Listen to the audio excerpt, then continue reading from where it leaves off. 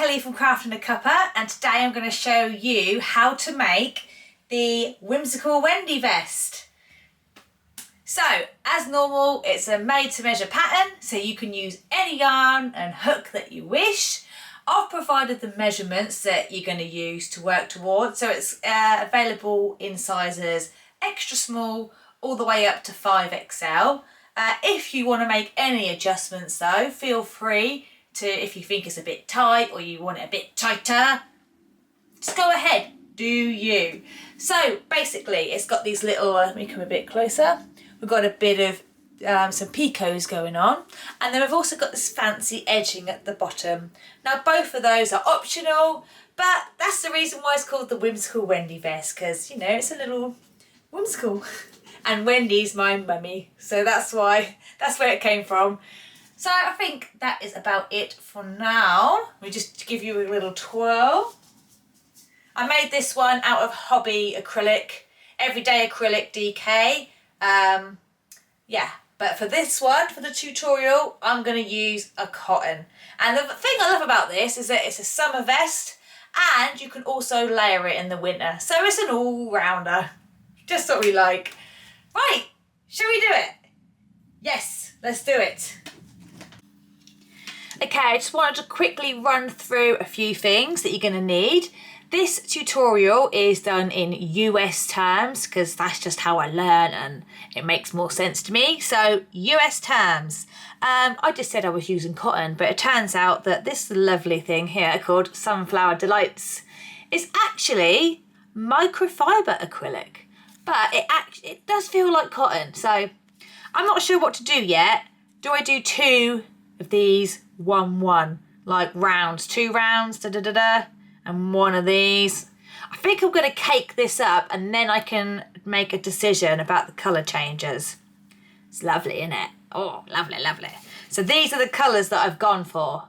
So it's going to be lovely and summery. So yes, any yarn. If you wanted to, you could make a chunky version. You could make a super chunky version. You could do one in 4-ply, Aran weight, whatever you want to use. Just go rummage in your stash and grab whatever.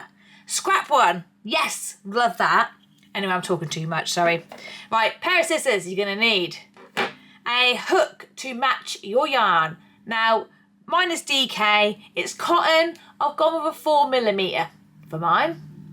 You're going to need a measuring tape because you're going to need to measure your garment.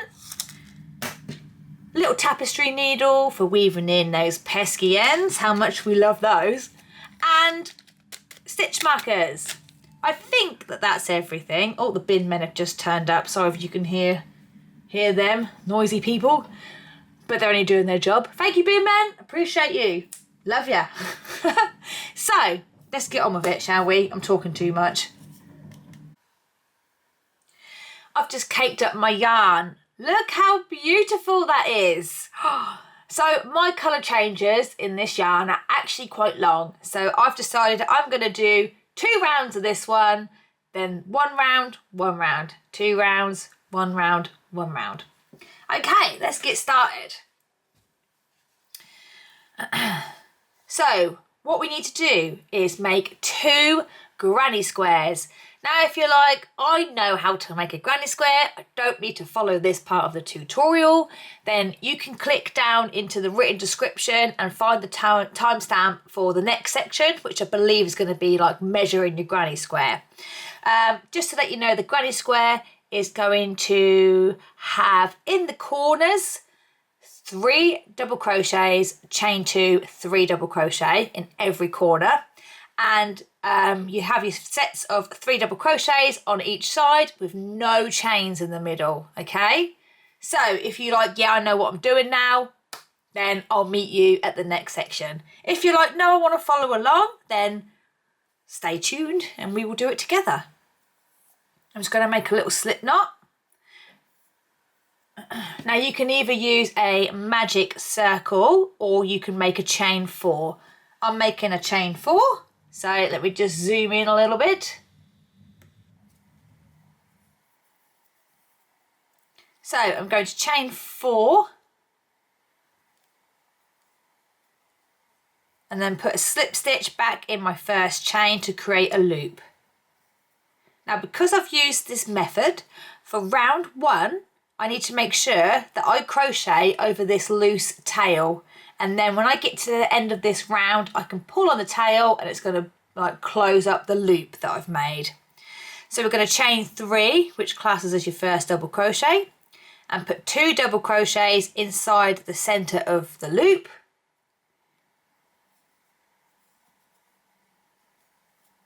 I've got to get used to using a thinner yarn and a smaller hook. Although I've just done a DK one with acrylic yarn, it just feels thicker in your hands, doesn't it? Okay, so we're now going to chain 2 and put 3 double crochets back into that loop.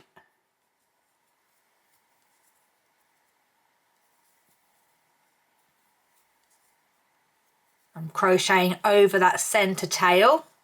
There it is. Chain 2 again and put 3 doubles back into the loop. We're going to need to have 4 sets of 3 double crochets. At the minute I'm at 3 sets, I do believe. Let's put one more in there. So chain 2 one more time and put 3 doubles back into the center of your loop. 1, 2, 3. Now let me just double check that I have 4 sets of 3 double crochets. So that's 1 at the beginning, 2, a gap, 3, a gap, 4. That's perfect. So I'm now going to chain 2 and I'm going to join it to the top of the chain 3 from the beginning of the round with a slip stitch. And that is round 1. Round 2. Now, when we're making a granny square, it is very important that we turn our work after each round. The reason we do this is to stop our stitches slanting in one direction only, because if you keep doing that and adding more rounds, you're going to end up with a wonky square that like is leaning to one side. It don't look pretty. Or maybe you might like it, but I like my squares to be nice and straight, on my clothes especially. Maybe it's alright on a blanket, but when it's an item of clothing, I like to have a nice straight square. So if you are deciding to change colour, you will fasten off and you will turn your work around and you will reattach your yarn in any of the corner chain spaces. Just reattach it with a slip stitch. At the minute, I'm sticking with the same colour. So in order to do that, let me just click back to where we were. I am going to turn my work like so. I'm going to come back to the corner chain space, which is right next to my hook, and I'm going to put a slip stitch in there. And now we're ready for round 2. So round 2, we're going to chain 3, which classes as your first double, and then you're going to put 2 double crochets back into this corner.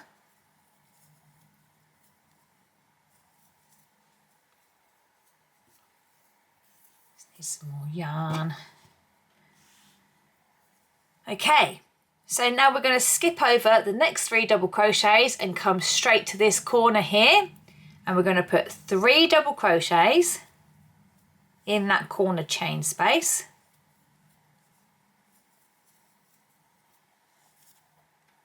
And then chain 2 and then put 3 more double crochets back into the corner chain space.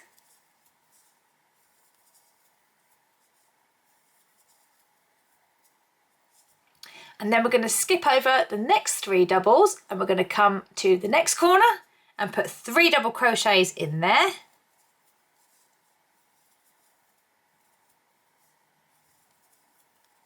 And then chain 2 and put 3 more doubles back into the same corner. We're just going to keep repeating this all the way around. So skip your next 3 doubles, come to the next corner and put 3 double crochets.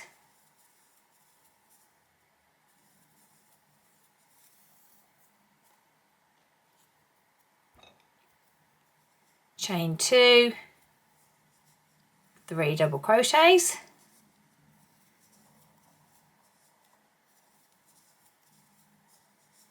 Okay, so now that brings us to our last edge. We have 3 doubles to skip and 1 corner left to go in. That's the same corner that we started in. So we've got a chain 3 and 2 doubles already sitting in this corner. So what we're going to do is skip our 3 doubles, come to the corner. We're going to put 3 double crochets in this last corner that's already got technically 3 double crochets already in it. So put 3 doubles in there, chain 2, and then you're going to find the top of the chain 3 from the beginning of the previous row and put a slip stitch through it to join the round. And there we go. Just going to pull on my centre tail because I don't think I've done that yet. And that is round 2. So I'm going to change colour for round 3. So just to go over again what to do if you're sticking with the same colour, you are going to turn your work and slip stitch into the corner chain space, and then you are ready to go. But I'm going to change colour, and because I'm changing colour, this is just a little tip, you don't have to do this if you don't want to, but I am going to fasten off, especially as well because I'm using a variegated yarn. This is also quite a handy tip, especially if you've got long colour changes like what I've got. I am going to fasten off and I'm going to start making my second square. I've only got 2 rounds to do. I'm going to make both of my squares up at the same time, and then it feels like you don't really have to do that much. I don't know why, it just feels like less work, even though it's absolutely not. It just feels like it. If you're using the same colour throughout, well then you're just going to boss your square real quick. You ain't got no ends to worry about. But with me, because I'm changing colour a lot, I like to make both my squares up at the same time. And I also keep my centre tail in the middle here, and I'm going to weave all of my ends in as I go on this side only. And I'll know that this is the wrong side because it's got my centre tail in it. So that's actually 2 tips I've gave you there. You haven't got to do that. If you do not want to do that, that's fine. Make 1 square at a time. But I do find it real handy, especially if you're using scrap yarn, like using scraps, because then you can look and go, ah, yeah, I think I've got enough for both squares if you want it to look matched. So if you are changing colour like me, you will turn your work and go in any of the corner chain spaces. I'm just going to quickly whip up my second square, my first 2 rounds, and then I'll meet you back here for round 3. Okay, so I have made a start on my second square. I'm just going to put that one to one side for a minute, and I'm doing a colour change. So let me just put a slip knot on my hook. Pick up my square for round 3. Make sure that my row of stitches are wrong side facing, which they're not at the minute, they're right side. So I need to turn my work. I'm going to go in any corner chain space and attach my yarn with a slip stitch. Okay, round 3, we're going to chain 3 and put 2 double crochets back into the corner chain space. Let's get some more yarn again. Now we are going to skip these 3 double crochets, and we've got a gap in the middle here. We're going to go straight in that gap and put 3 double crochets in the gap.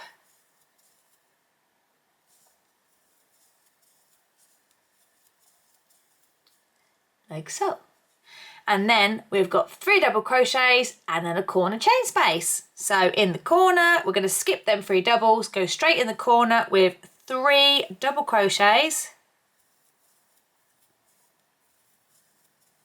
chain 2, and then put 3 doubles back in that same corner,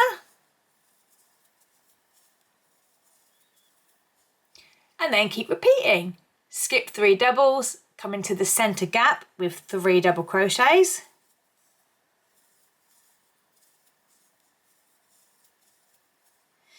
and then skip the 3 doubles and come to the next corner where you're going to put 3 double crochets,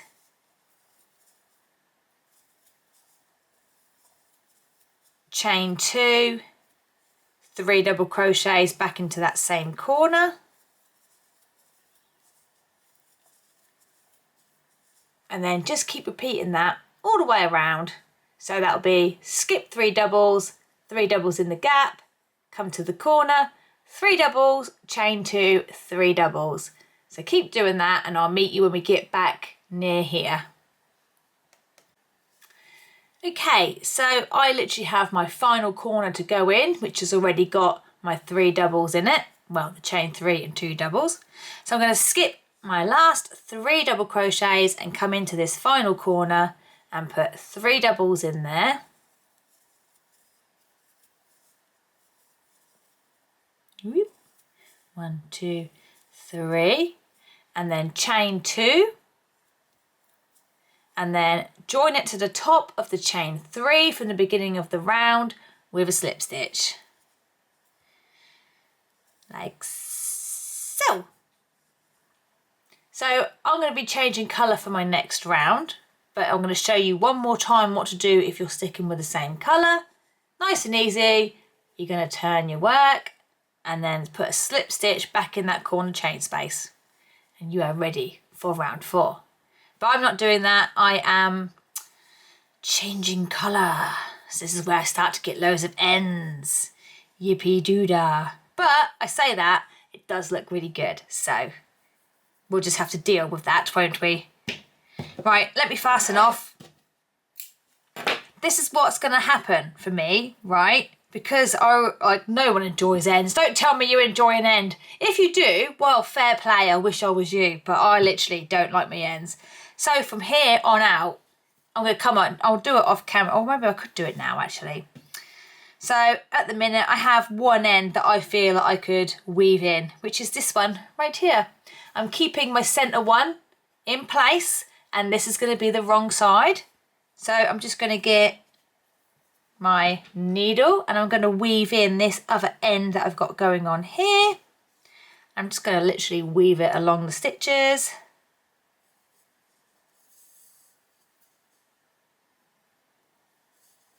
And then the next round that I add and fasten off on, I'll have 2 ends to weave in. So literally every time you change colour, just weave in your ends and it becomes a habit. And sometimes you don't even realise that you've gone for your needle and that you're weaving in an end. If you do it as you go, it's so much less painful than if you leave loads and you're like, oh no, I've got to weave in all of these ends. I'm a right messy weaver, I am. Look at the state of that, look. That's messy. But never mind, it's secure and that's all that matters. Well, we hope it's secure. I usually go over it 3 times. So I am now going to add round 3 onto my second square, and I'll join you back here in a second for round 4. Right, now it's time for round 4. Let me just put that square out the way.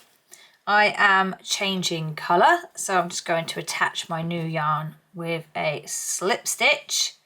Make sure that my work is turned and the wrong side stitches are facing me. Go in any corner and attach with a slip stitch. Right, round 4, nice and easy. Let's chain 3 and put 2 double crochets back into the same corner. And then you're going to skip the next 3 double crochets and come to the next gap and put 3 double crochets in there.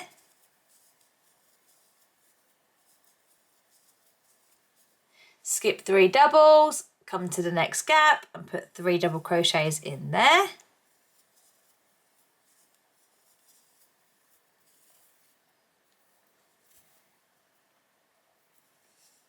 Skip 3 doubles and that brings you to the corner chain space. So in there you're going to put 3 double crochets,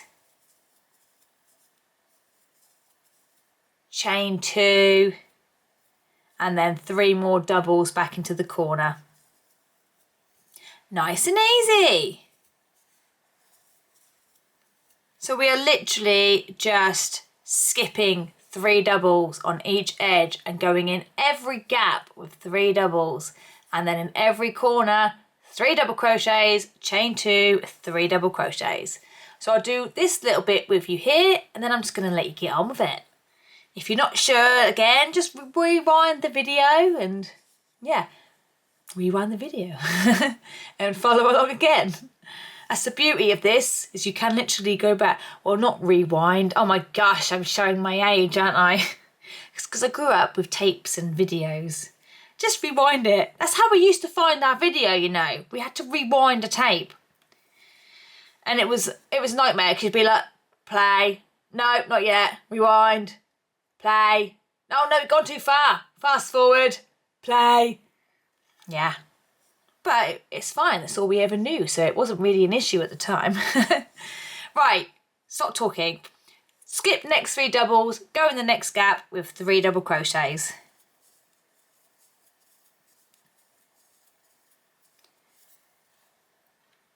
Right. Skip the next 3 doubles and go in the next gap with 3 double crochets.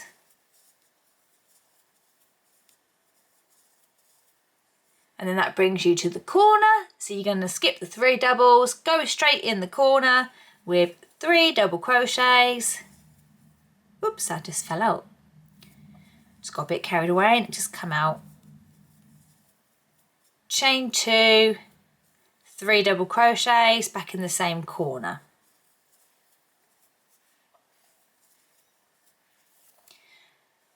So we are going to keep doing this all the way around and building up our squares. Remember, when you get to the end, you've already got your 3 doubles in the final corner chain space. So you're just going to go in that final corner and put 3 doubles and a chain 2 and then join it to the top of the chain 3 to close the round. So that's it, okay? You're going to keep adding these rounds, and what you're going to need to do is go to the written description of my video, and there you are going to find the measurement for the granny square. Find the size that you're making, find the measurement, and keep working your square until you reach that measurement.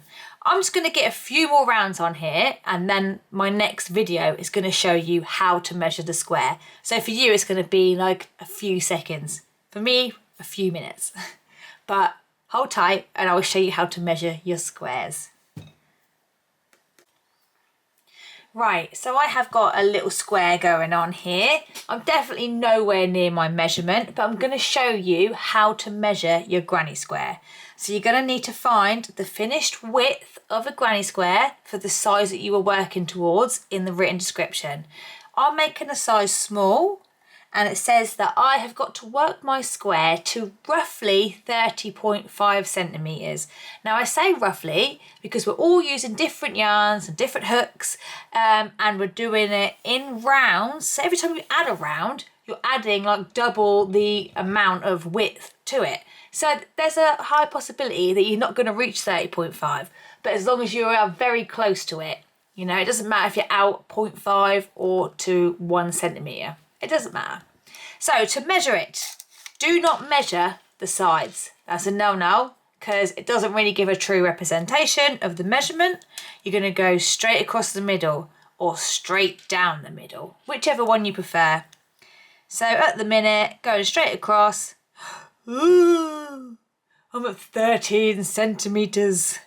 Just don't mind me. I don't like the number 13. I don't know why. I never have. Well, I say I don't know why. It's unlucky for some. That's why I don't like it. A bit superstitious. So I need to hurry up and get another round on here. Sharpish. So keep adding rounds to your squares, or one square if that's what you're doing, until you reach the finished width of the size that you are making.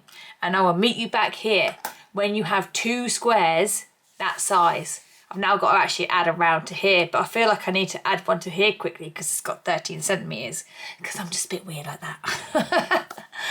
Right, meet you back here when you have 2 squares at the right width. Right, I now have 2 squares. Look at this one, it's very pretty, very, very pretty. My back one kind of looks a bit different. I've already decided, by the way, that this is going to be my front one because it's got all these pretty yellows and oranges. This is my other second square. Even this one's pretty. Pretty? What's pretty? Even this one's very pretty as well with all its pinks and blues and purples. And then the tiniest little orange bit there, but that's cool, that's fine. That's what happens when you work with variegated yarn. No control. I'm overcoming that. Okay, so you should now have 2 squares that measure the width of your granny square, or close to the measurement. I can't remember what mine was now, if I'm perfectly honest with you. I've had quite a bit of a long break from filming because we've had sickness flying around the house. Again, story of our lives, that is. So I've had a bit of a break from filming, so I am feeling a little bit out of sorts, but I've got 2 days. 2 days until half term. I mean, I know I'm not going to get it done, but I'm trying to get some done. So anyway, you should have 2 squares. Whoa-hey-hey. So what we're going to do now is we are going to add some side rows onto both of our squares. So for the time being, I'm just going to put this one to one side. Okay, so you now need to go into the written description of the video and find your armhole measurement. So I'm doing a size small. My armhole measurement says 9.5 centimetres. So I'm going to get my tape measure and we're going to need 4 stitch markers. Yep, 4 stitch markers. I'm just going to grab, oh, I've got 3. Because what I'm doing on this one, on this granny square, we're going to need to do the exact same thing on this granny square as well. Okay, so my armhole measurement says 9.5 centimetres. So take any one of your granny squares, it doesn't matter which one, starting from the top. You're going to measure down. Obviously, look for your measurement because if you're making a different size, your measurement is not 9.5 centimetres. So mine is here. We are going to put a stitch marker in the gap closest to that measurement. I think there's someone's cutting the grass outside. It's just gone really loud. I don't know if you can hear that. I do apologise. Or is it a road sweeper?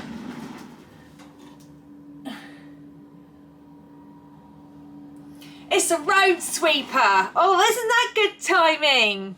It's been so quiet here all morning. I've been enjoying it, and then all of a sudden I push record and there's a bloomin' road sweeper outside. Hang on, I'm just going to pause it and let it pass because it's getting that louder. I don't know if you can hear it, but I can.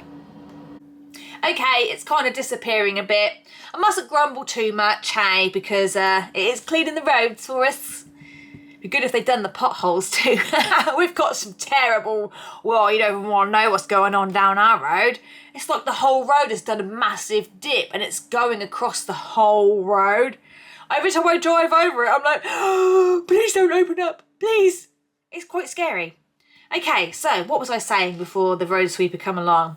So take your measurement, your armhole measurement, measure down from one side and then put your stitch marker in the gap between 3 double crochets, put it in the gap closest to that measurement. Okay, so I don't need my tape measure no more.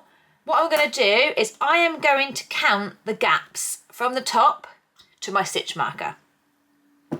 Where are we? Let's just zoom in a little bit so you can see what I'm doing.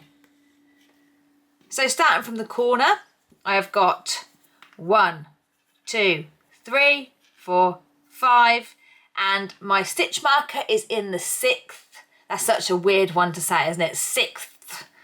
Scap. Scap. Silent the scap man. Did I really just do that? Yes, I did. That's a banger. Okay, so anyway, not the scap man, the 6th gap. Right, coming over to the opposite side, I'm going to count the same amount of gaps. 1, 2, 3, 4, 5, 6.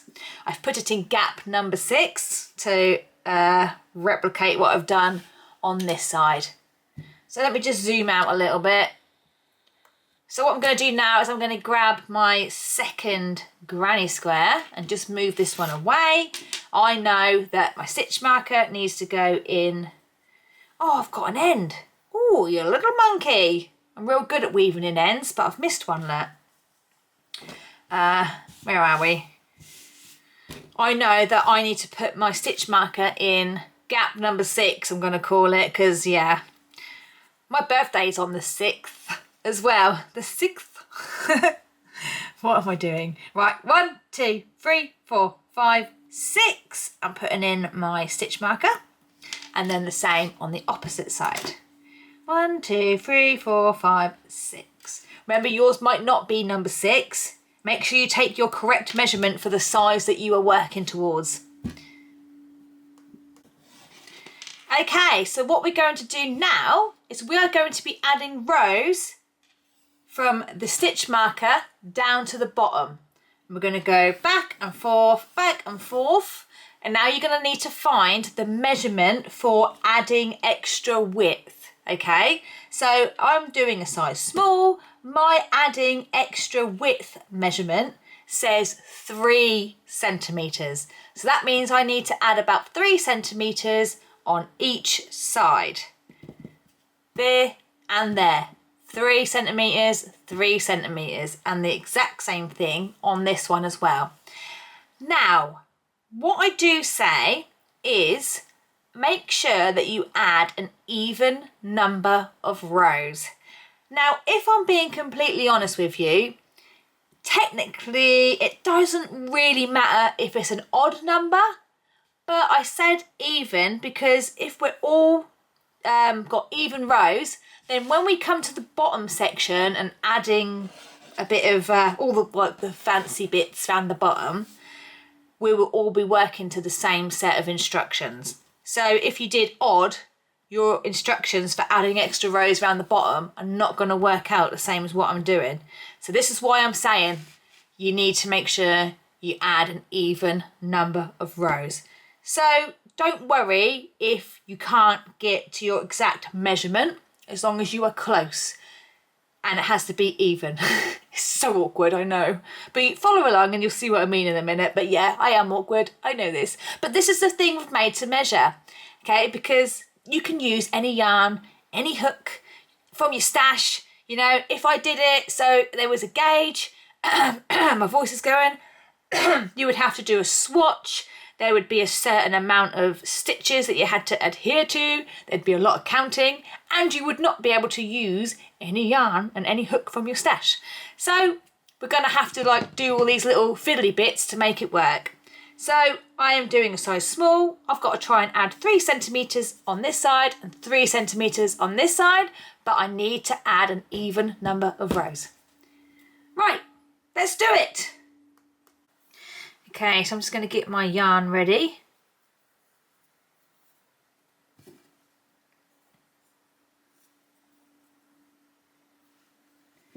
I'm a bit zoomed in, but here's the top and here's the bottom where we're going to be doing the rows. Now, I always suggest, I mean, it's up to you, you don't have to. I'm so sorry, my voice is going again. I always like my last row of stitches to be wrong side facing, because we've been turning our work after every row or after every round. It just helps with the continuity, I think. So I'm starting with my stitches from the last row, wrong side facing. I'm just going to give it a little twizzle around because I'm going to be working from here to here. And then I'm ready to go. So let me just zoom in a little bit. About there, I think. So, starting in the bottom corner, we're going to attach our yarn with slip stitch.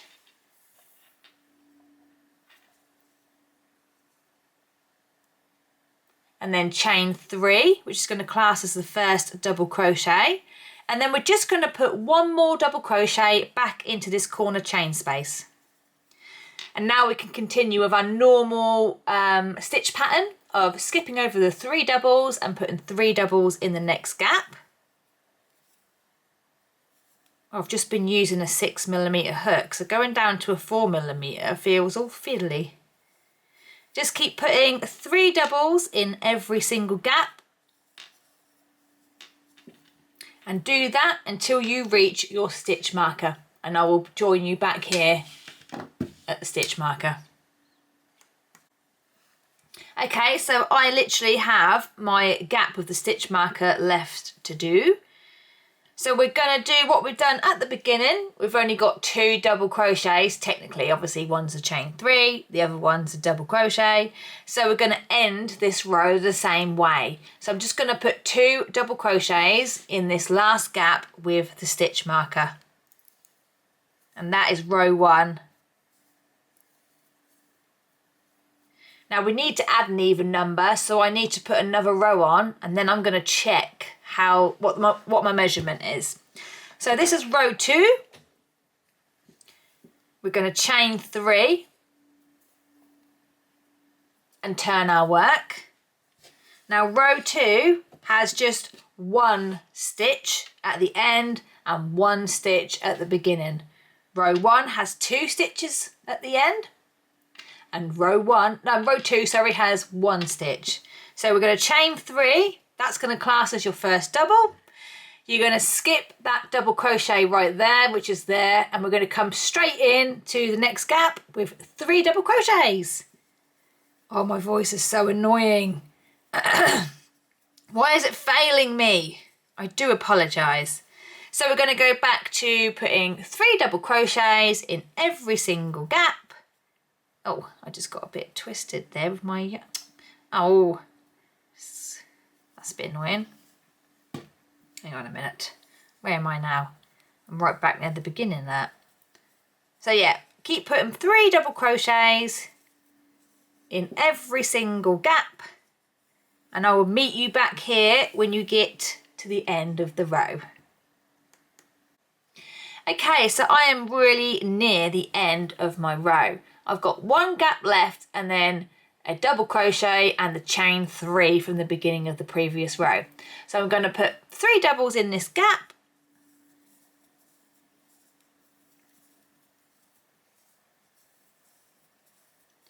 I'm going to skip that first double crochet right there, and I'm going to put 1 double crochet in the top of the chain 3 from the previous row. Sometimes I just give it a little twist around, and then you can just go straight through the top. That's what I normally do, because sometimes it can be a little bit fiddly, but if you just give it a little twist towards you, you can go straight through the top.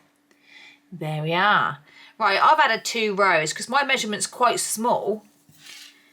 I need to see where I'm at, because I need to decide, do I stick with 2 rows or do I go ahead with 4? That's the only thing with adding the evens, you see. You're going to end up, you're definitely not going to be able to hit the right measurement. If I measure this now and it's 3 centimetres, then I eat my words, but...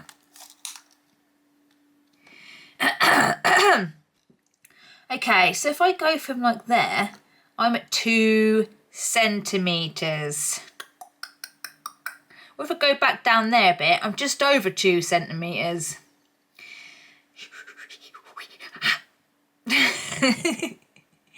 So decisions. If I added another 2 rows, I'm looking at like 4 centimetres, which means it's going to be a little bit looser.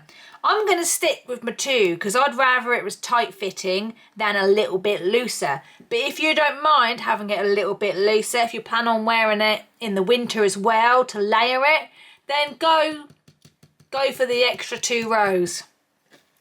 But, right, I'm stopping here, but I am going to continue with rows 3 and 4 just to show you what you need to do, because we are literally going to keep repeating rows 3, rows 4 until you reach your measurement. I've already reached mine, so technically I don't need to go no further, but for people that have to add more, then I am going to show you the next 2 rows that you're just going to keep repeating. Okay, row 3. It's basically the same as row 1, but we're not working into the gaps. So row 3. Let me just get a bit more yarn. So as you can see, we have 2 stitches here and 1 stitch on this row. So this next row, row 3, is going to have 2 stitches at the end, and then row 4 is going to have 1 stitch at the end. And we're just going to keep alternating between 2, 1, 2, 1, and that helps you to keep a nice straight edge. So row 3, you will chain 3, 1, 2, 3, and turn your work. Oh my gosh. You will then put 1 double crochet in the same stitch. So in like the base of your chain 3, put another double crochet. So that's your 2 stitches. So now we're going to go back to working in the gaps. You're not going to come in this little gap here because basically your stitches are sitting on top of that. So we're going to skip the next 3 doubles and then come over to this next gap and put 3 double crochets.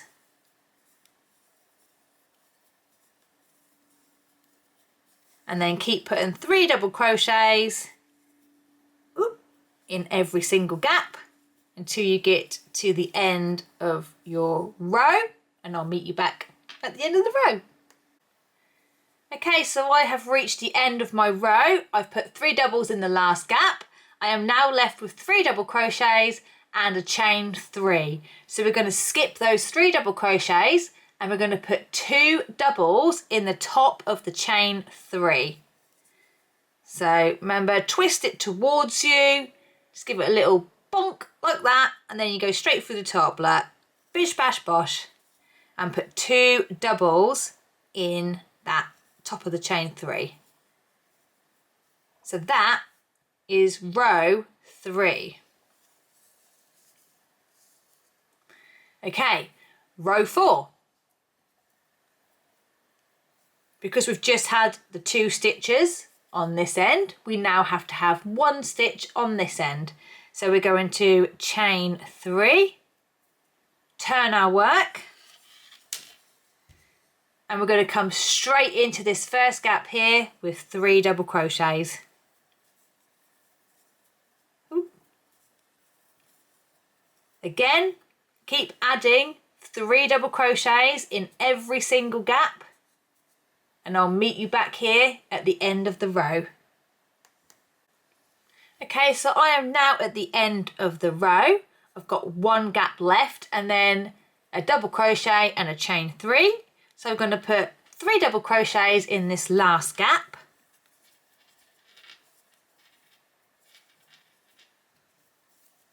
I need to get some more yarn, if I can get some. Okay, so now we're going to skip over the last double and we're going to put 1 double crochet in the top of the chain 3. And that is row 4. So all you're going to do now is keep repeating row 3, row 4, row 3, row 4 until you get close. I'm saying close because you're probably not going to reach that measurement. Look at me, I got to like just over 2. So I'm sticking with that. I'm quite intrigued though to see where I'm at. So I'm just going to measure what I'm at now because obviously you need to have an even number. So have I made the right decision for sticking? Well, it's at 4. I'm still going to stick with 2 though because I'd rather it be tight. I'm going for a tight look. So yeah. Also the seam that we're doing adds about 1 centimetre.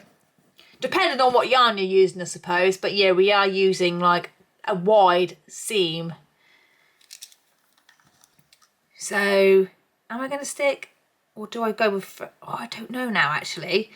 Now, because yeah, measure it in the middle as well, not on the edge. Because if I go to the edge, I'm measuring 5 going down that edge. Well, that's not right, is it? You need to measure from the centre. That's at 4. And I'm meant to be 3. I'm going to think about mine. Anyway, keep repeating rows 3 and rows 4 until you reach your adding extra width measurement or close to, and you need to have an even number. And then I'll meet you back here for the opposite side. Okay, I've decided to stick with just my 2 centimetres, even though it's meant to be 3, because I want mine to be a bit tighter. So we now need to do the same thing on the opposite side. So this time it's going to be the same, but we're going to be starting from the stitch marker because you need to make sure that you add your stitches on the same side as what you started on for this one. So I've got to flip mine around because at the minute my stitches are right side facing and I attached this one with them wrong side facing. So let me just flip this around. So I've now got to add on this side. So that means I need to flip it round again and we're going to be starting from the stitch marker and working our way down. Whereas last time we started in the corner, we are now starting from the stitch marker. That's the only difference that's happening here. Everything else is going to be exactly the same. So I'm just going to do row 1 with you and then leave you on your merry way. So let me just zoom in a little bit. I've got my yarn ready to go. You're going to go in the gap with the stitch marker and attach it with a slip stitch. I'm going to chain 3 as my first double. And then I'm going to put 1 double crochet back into the same gap. And then we are ready to go. So we're going to put 3 doubles in every gap. You're like, I know all this. That's fine. Everything is time stamped. If I'm doing something and you're like, I know what to do, well then that's fine. Because everything's time stamped and you can just go down into the written description, click on the section that you need to go to next, and that will take you straight there. I need to update my older videos with this because some have got it, some haven't. Some have got it but not as detailed as what I do it now. I'm quite detailed with it now because I think there's so many different sections to what I'm doing half the time. It's good for you to be able to just click on it and that will take you straight there. The same as this, I'm going to be time stamping row 3 and row 4 so you can keep going back and redoing it. Oh, what am I doing? I keep splitting my yarn. This has actually been really lovely to work with, and now that I'm on the camera I keep splitting the yarn. I would say I'll meet you back here in a minute, but I've talked a little bit and now I'm nearly here. Just nearly did it again there. What am I doing? What am I doing? Okay, that looks really messy. Let me just undo that. Oh, it's not knotted, is it? No. I'm doing messy crocheting. Never mind. It's for me. So just keep adding 3 doubles in every gap. I am nearly there. I'm just not crocheting very well this morning for whatever reason. Okay, so I'm now going in my last gap. And what I have left is the corner chain space. So we're just going to skip over the last 3 doubles and then we're going to put 2 double crochets in the corner chain space. And now everything else is going to be the same as what you've just done. And if you're like, what did you just do? Well then you can just rewind it back to, well I say rewind, I keep showing my age every time I say that. You can skip it back to what we've just done this side. Row 2, I'll put row 2 in there as well, yeah? So I'll throw row 2 in there as well. So keep adding the same amount of rows as what you have done this side. For me it's just 1 row, nice and easy. And then you're going to get your other square, I was about to call it a rectangle. Get your other square and you're going to do the exact same thing on this one.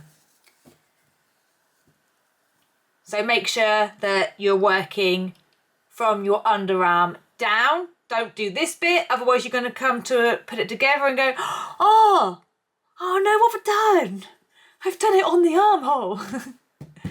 So yeah, you're going to add the exact same amount of rows to your second square as what you have done on the back square. So they're going to look exactly the same. And then when you've done that, you can take your stitch markers out because you're not going to need those in there anymore. But keep them to one side because we are going to need them for adding some neckline shaping. So I'll meet you back here when you have your rows added onto the edges of both squares. Okay, so you should now have 2 panels that look kind of similar to this. Obviously I'm making a small, I've only added 2 rows on each side. Yours might have more rows. So yeah, we've got 1 panel here. Now I'm not quite sure about this colour change right here. That's annoying. It goes over like on 1 stitch. Yeah. But never mind, it's done. What's done is done. Yeah. Let's put that to one side. Here's my second square.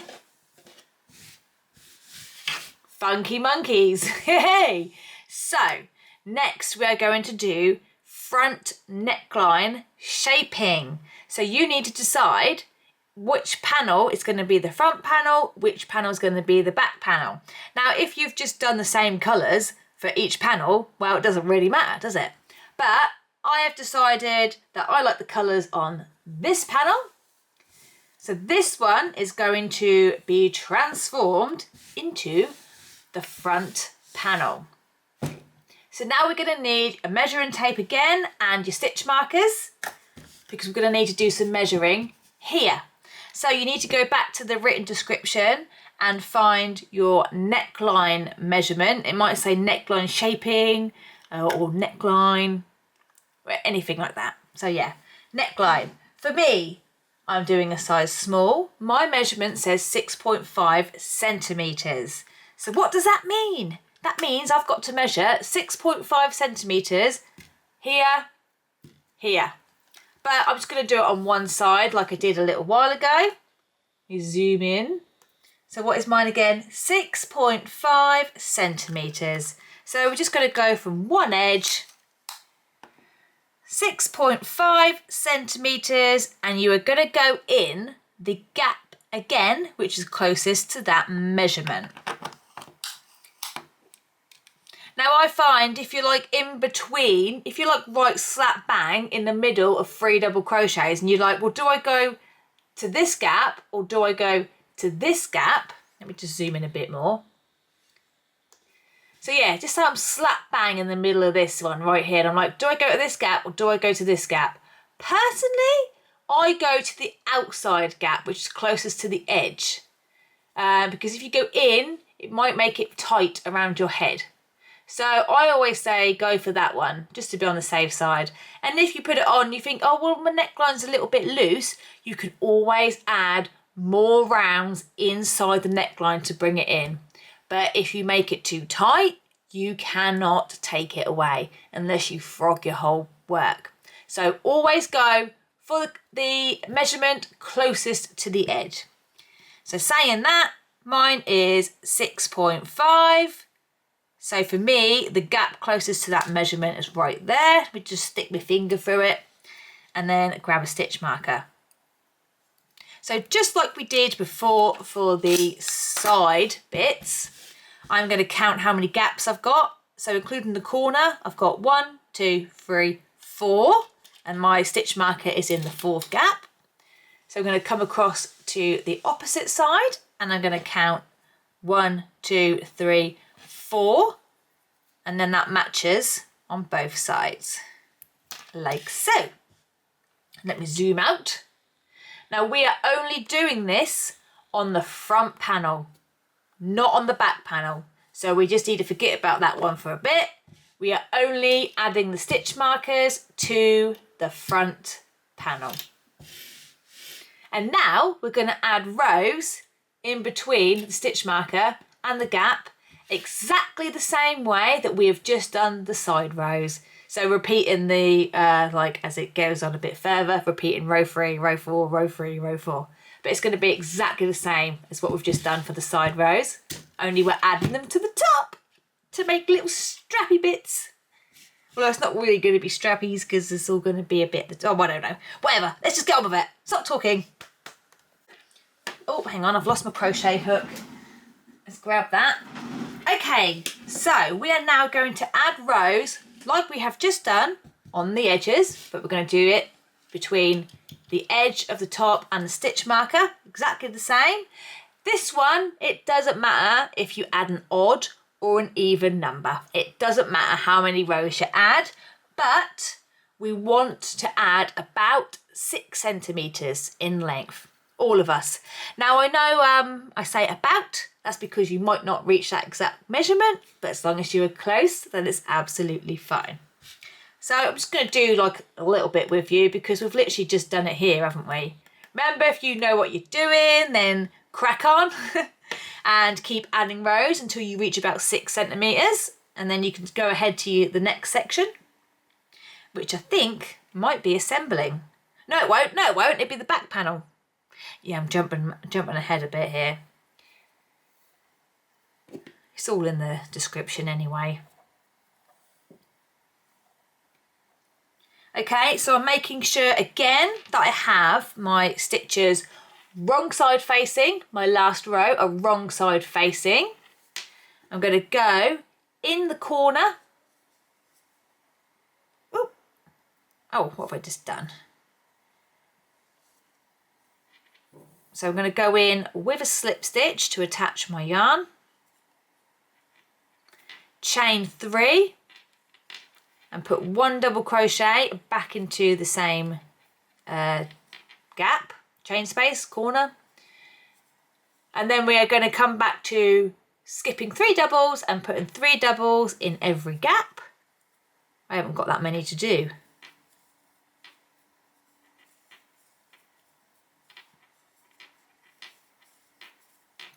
I've just got 2 gaps to go in for mine.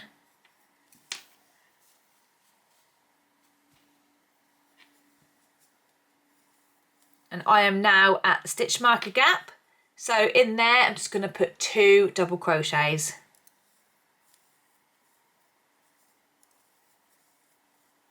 And that is row 1. Nice and easy.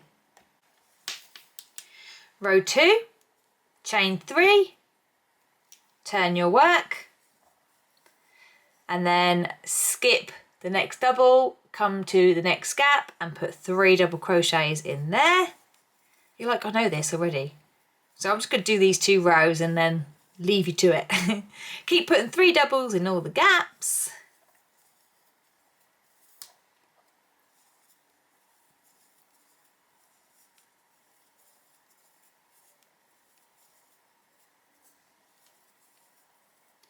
And then at the end of this row, you're going to skip that double and go in the top of the chain 3 with 1 double crochet.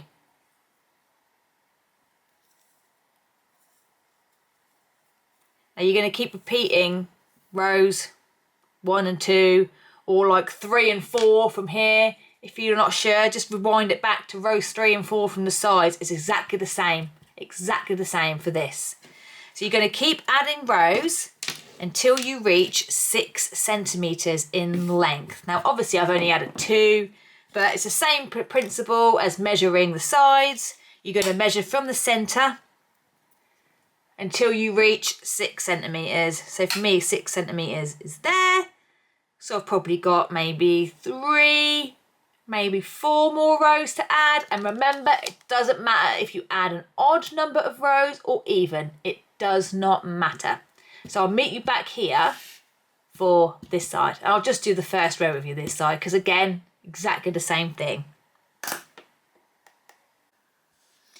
Okay, so I have added my rows like so. Got my measuring tape out and I'm pretty much on the mark for 6 centimetres, maybe just a tiny little bit over. So I am very happy with that. Again, like I said, it doesn't matter if you've added an even or an odd number. It does not matter. So I am just going to fasten off. Got a few ends to weave in. But never mind. I'm going to take my stitch marker out as well because I don't need that in there no more. So what we're going to do now is add the exact same amount of rows on this side. But you're going to start from your stitch marker and work your way out. I will just do 1 row with you quickly because, well, you've just done it here, haven't you?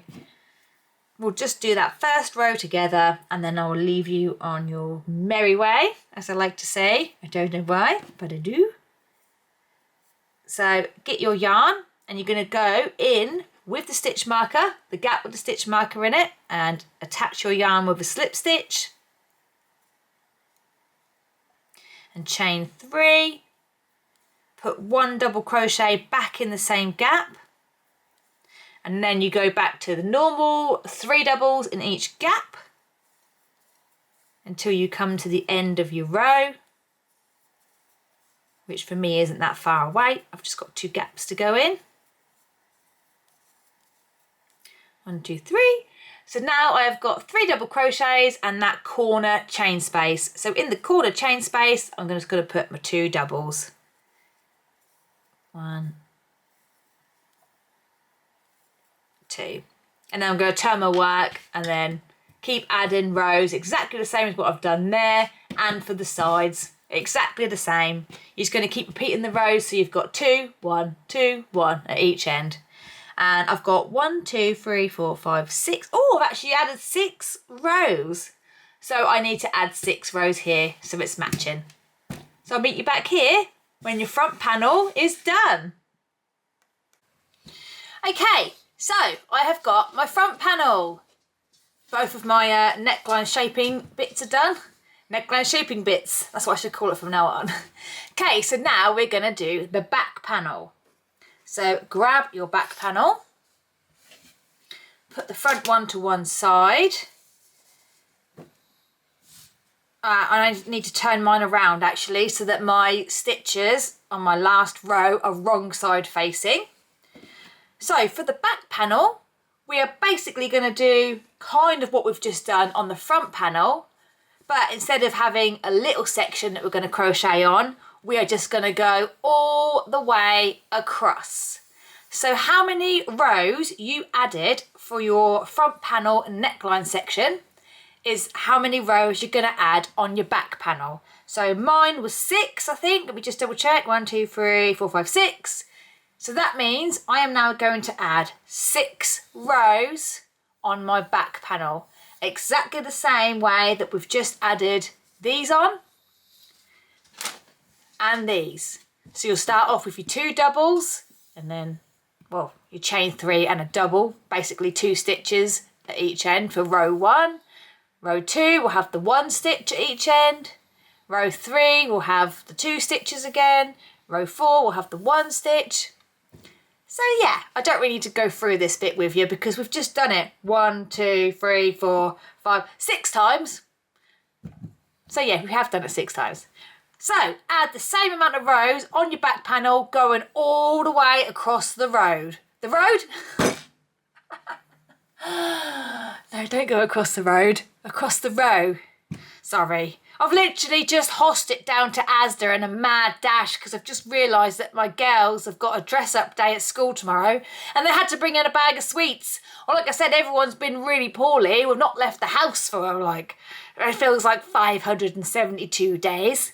So I was just sat here and I was like, oh, this is nice. And then all of a sudden I was like, oh, sweets! So I literally have just hossed it to Asda and now I've come back all flustered. I've got 15 minutes until I've got to pick them up and I'm trying to get this bit done. So yes, right, keep adding rows, the same amount as your front panel to the back, but all the way across. And I'll meet you back here when you have a crazy upper back panel section going on. And then it's going to be time for assembling. Woohoo! Here is my completed back panel. So it's got this little extended bit, which I've just added on to match the straps, but we went all the way across. So next up is assembling. Yee-hee! So what we're going to do is we need to lay our pieces so they are right side touching. So this is my right side because I've left my little tail end here on the back and I've weaved all my ends in on this side. So the back piece, lay it down so that the front is facing you. Then you're going to get your front panel and you're going to lay it so that the wrong side is now facing you and the right side is touching the back panel. So this is my wrong side. If I flip it, that's the right side and that's the right side. So that's right sides touching. So that when you seam it and you turn it round the right way, you're both going to have both the front pieces, well, the forward facing pieces facing forward. Oh, I wish I could explain things so much easier than what I do. Never mind, that's how it is. Oh, what was that? I'm getting things stuck now. Okay, so we are going to seam the strap bits first. Nice and easy because, I mean, mine's quite small. It's not going to take much doing at all. So we're going to be using a fancy little seam. I've used it before in other projects, and it's a zigzag seam. Now, if you'd prefer not to use that seam and you want to do a different one, that's absolutely fine. There are no rules, no right or wrong way to do it. You don't have to do what I'm doing. I'm just showing you how I'm doing it, and if you want to do it like that, that's fine. You want to do it your way, go straight ahead. Right, seaming. Okay, so we're going to do a little zigzag seam. I've used this seam before. I don't know if I've just said that or not, because I just went a little bit wrong and had to delete a bit because I'd changed my mind on what I was doing. But now I'm going back to normal, so everything's groovy. Okay, zigzag seam. So what we're going to be doing is we're going to be working on the front panel first, and then we're going to pick up the back panel and we're going to be going through this way. So it is just like a zoop. We're not going to be like turning this round and going in through the back side. We're going to be going through this side. So let me get my hook. We're going to go through the very first stitch. Now for me, that is the top of the chain 3. For you, it could possibly be a double crochet. Just depends what row you finished on. So for me, it's the top of the chain 3. So I'm going to put a slip stitch in there. And this is on the front panel only.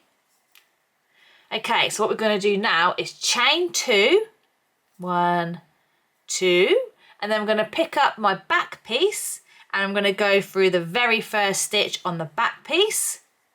For me, that is a double crochet, but for you, that could be the chain 3. And we're going to place a slip stitch. There we are. So now we're going to chain 2 again. So chain 2, 1, 2. I'm going to come across to my front panel now, and I'm going to count 2 stitches, not including the one I've just gone in. We're going to go the next stitch, count another stitch, and then in the third stitch, I'm going to place a slip stitch. So there's going to be 2 stitches with nothing in it. I'm going to go to the third stitch and I'm going to place a slip stitch. Like so. I'm going to chain 2 and I'm going to come to the back panel and do exactly the same thing. So I'm going to count 2 stitches. 1, 2, and then I'm going to go in the third stitch with a slip stitch. And we're just going to keep repeating that. So we're going to chain 2, 1, 2. Come across to your front panel and count 2 stitches, 1, 2, and then in the third stitch, I'm going to put a slip stitch. Do it again, chain 2, come to the back panel, count 2 stitches, 1, 2, and then go in the third stitch with a slip stitch. And what this is doing is creating a zigzag between each panels. So we're going to chain 2, 1, 2, come to the front panel, count 2 stitches, 1, 2, and go in the third stitch with a slip stitch. Now I'm quite happy actually because mine works out so I don't actually have an even number of stitches. Let me just carry on. So we're going to do it to the back panel, chain 2, 1, 2, and then I'm going to skip 2 stitches on my back panel, 1, 2, and put a slip stitch in the next stitch. We're nearly done. We've got to do it 2 more times to come on the front and then the back again. So I'm going to chain 2, 1, 2. Now, I have not got 2 stitches to skip. So what I could have done, I could have actually skipped 3 stitches a minute ago and gone in here, or I can just put my final stitch in that last one and then do the same on the stitch next to it on here as well. It doesn't matter. If you have finished on row 4, that's what I'm on, you will not have an even number of stitches. So you can either do what I just said, just come to your last stitch and go in there, or you could actually frog Come back to the front and take that one out of there. Bosh. Let me just put this on here. So you could skip 3 stitches and come to your final stitch like that. 1, 2, oh, I need to change 3 then. 2, and then come to the back panel, skip 3 stitches, 1, 2, 3, and then go in your last stitch with a slip stitch.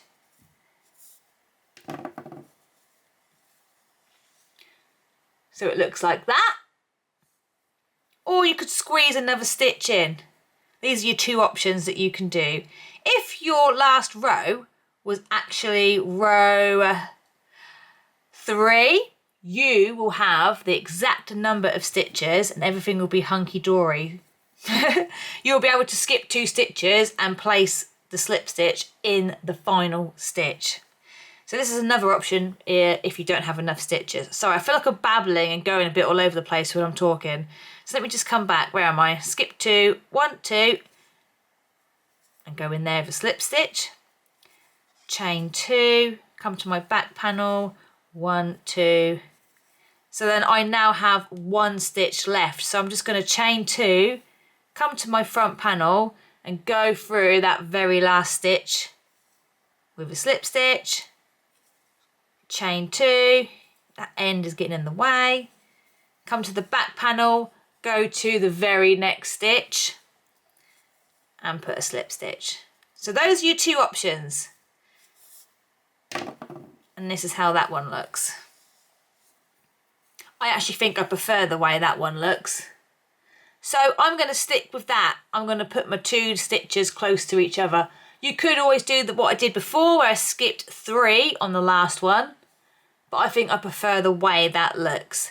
However you end this one, you have to do it exactly the same at the beginning of this round. Well, not round, the seam. But don't worry, I'm going to go through that. But I'm pleased that I had I didn't have the right number of stitches so that I could show you what you have to do. But like I say, if your last row was row 3 and you got the 2 stitches each end, you have enough stitches to just keep skipping 2, slip stitch in the next one, skip 2, slip stitch in the next one. Like, it's perfect, it works out perfectly. But because we have got a different number of stitches, we can't do it like that. But no, that's fine. I'm quite happy with how that looks, so I am going to fasten off.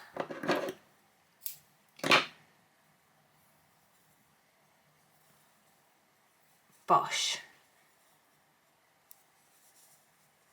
Tighten up that end as well. And there we go, we have a funky little zigzag stitch going on.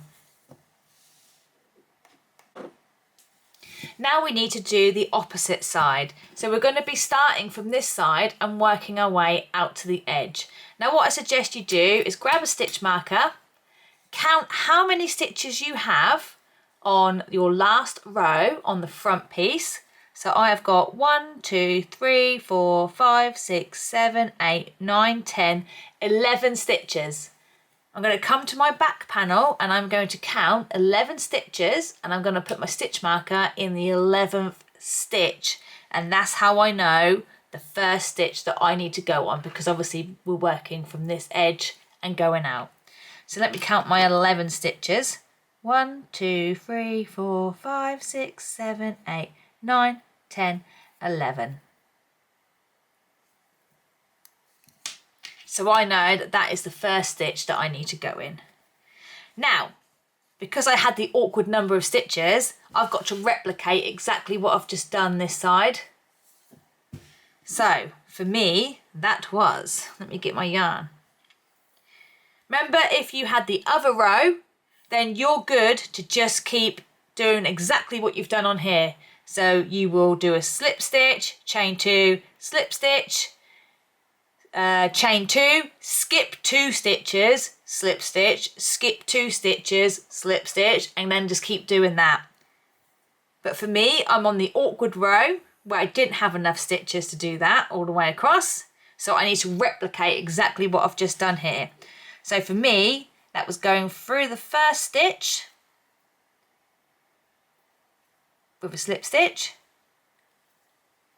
chain 2, So I'm going to come over here, 1, 2.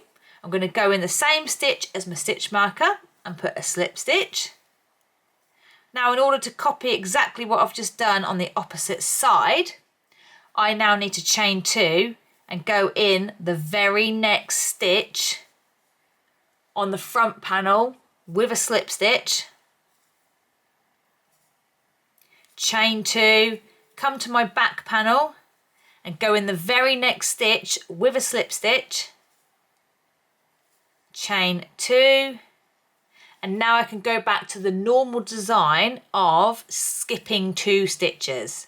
So I'm coming back to my front panel, skip 2 stitches and put a slip stitch in the next stitch, chain 2, come to the back panel, skip 2 stitches, 1, 2, and put a slip stitch in the next stitch, chain 2, come back to my front panel, skip 2 stitches, 1, 2, and put a slip stitch in the next stitch, chain 2, come to my back panel, skip 2 stitches, and then put a slip stitch in the next stitch, oof, chain 2, come to my front panel, skip 2 stitches, and then I can then go in my final stitch with a slip stitch. Hopefully all my stitches match up on the back. Hopefully I counted them correctly. Chain 2, come to the back panel. Yep, I've got 2 stitches and then I've got the chain 3 as my final stitch. So I'm just going to pop a slip stitch in there and then that is done. So I hope you understood what I meant about how finishing on the different rows. One row has enough stitches for it to work perfectly, and the other row, which is what I've ended on, does not. But it's okay because we've just replicated exactly what we've done this side, and they are both even Stevens. A little bit fuzzy there, sorry. So I'm going to weave in some ends, or am I just going to go ahead and... No, I'm going to weave in some ends, I think. Take this out, don't need that no more. And then the next one we're going to do is side seams, and we're going to be doing that exactly the same as how we've just done this one. Right. Okay, I've just been a good girl and I've weaved in all my ends. So keeping your vest so it's wrong side facing outwards, we are now going to do the side seams. So I'm doing the exact same seam again, same thing stands. So if I get near the end and I haven't got the right number of stitches, no worries, just do exactly what we've just done, or what I've just done on here. So you can either skip 3 stitches at the end and go into your last stitch, or you can keep going so that you literally have 1 stitch left and you just go in that last stitch. So it comes out like how mine did. Let me just turn it around. Although I have weaved my ends in and it looks a little bit bulky at that end, but it's fine. It's fine. Okay, let me get my yarn. Another thing now, when we do this seam, I would suggest do not weave your ends in when you've done both sides. Try it on, because if it's not right and it's too tight or it's a bit big and you want it a bit smaller, you can now take away rows or add rows. But just remember that you need even number of rows here. So 2 rows, 4 rows, 6 rows, 8 rows, 10 rows, 12 rows, that sort of thing. But it's always a good idea to not weave in your ends just yet when you do the side seams, because then you can try it on and make changes if needed. Right, let's zoom in. I'll do a little bit with you because we've just done it up there, but we're coming a bit closer. Reminds me of Spice Girls. Come a little bit closer. Oh, wait, I probably shouldn't sing that. Oh no, mind you, I loved the Spice Girls when I was younger. Although listening to that song now I'm older, I'm a bit like, oh, was I singing along to that when I was like 10? Naughty Spice Girls. Okay, so coming to the top panel, which I think is my front actually at the minute. Yeah, it is my front. I'm going to go for the very first stitch, which for me is my chain 3.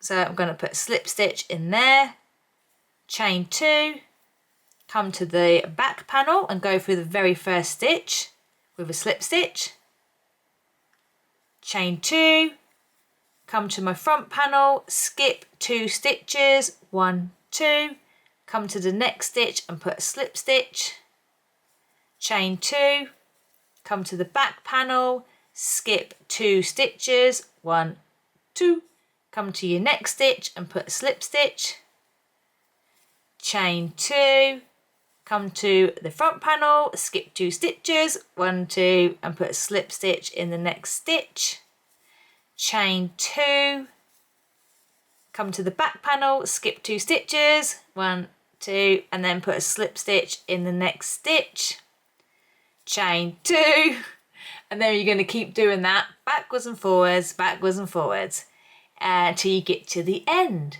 Now if I have my dodgy number of stitches again, then I'll show you again what I did.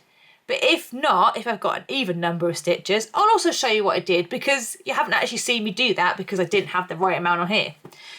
But if you get to this end, remember you can skip 3 stitches and just go in your last one, or you can just keep going and literally fill up all the stitches. It's up to you, you decide. Right, I'll meet you back here, either at the end or when this bit's done. Wahey! I just had a little technical error and I thought I was recording, and I finished this bit off, and then when I pushed my remote, it then said recording, and I was like, huh? So everything I did wasn't recording at all. Very annoying. Okay, so I am at the end of my seam, and once again, I don't have the right amount of stitches. So you can either skip 3 stitches and go in your last stitch, or you can just keep going and then put 2 stitches next to each other, which is what I did up on this side. But this time I'm going to skip 3 stitches and show you what that looks like. Probably should have done that on this, to be honest. Probably much easier just to give you that one option instead of me trying to babble on about what on earth I'm talking about. Also, I fastened off because, like I say, I thought I was recording and it wasn't, so that's annoying. Okay, so I don't have the right amount of stitches left. I have got 4 stitches. So what I'm going to do, instead of skipping 2, I'm going to skip 3. 1, 2, 3, and that brings me right to my final stitch, where I'm just going to put my slip stitch straight in there, like so. Now I'm going to chain 2, and nearly said chain 3, chain 2, 1, 2, then I'm going to come to my back panel, and I'm going to skip 3 stitches, 1, 2, 3, and then that brings me to my last stitch, which is the chain 3. So I'm going to go in the top of that with a slip stitch. Oh, someone's here. Oh, heck. Sorry everyone, that was the post lady delivering my pup's medicine, bless him, because he got allergies and he has to have so many different medicines and la-di-da-di-da. Okay, so I've just put a slip stitch in my final stitch and fasten off.